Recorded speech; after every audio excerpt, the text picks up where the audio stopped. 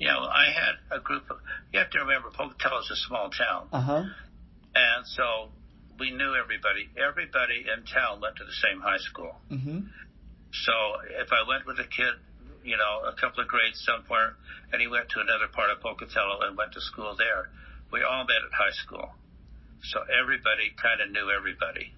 We start with that premise because it makes a difference on everything that goes on. Yeah. And so we all knew each other, and it was a great experience. And I lost the question you asked me. What made you, Grandad? What made you Howard Joseph McComber the first? Okay.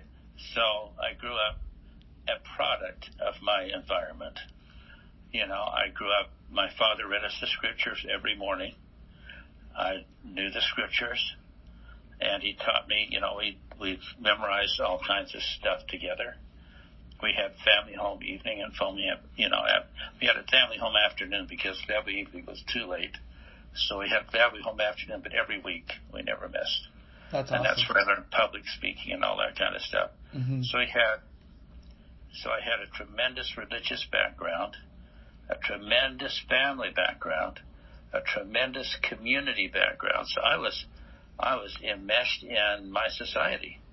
Everything about me was just, we were all together. And it was pleasant. We had a very pleasant time growing up. And we did all the things Idaho kids do. Go swim in the canal and pick spuds and buck hay, that kind of stuff. We lived in town all the time. We never didn't live in town.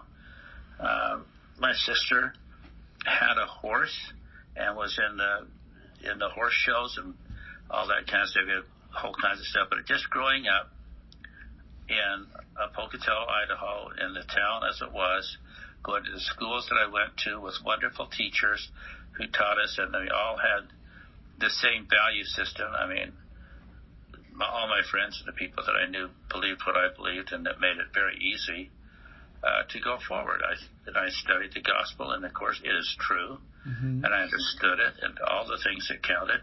I had never questioned about going on a mission.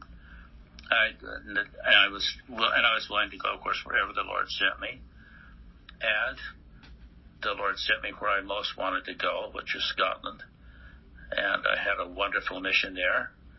And we had, wonderful experiences. But this is my life. My life centered around my church and my family and our community. And that's kind of where we were.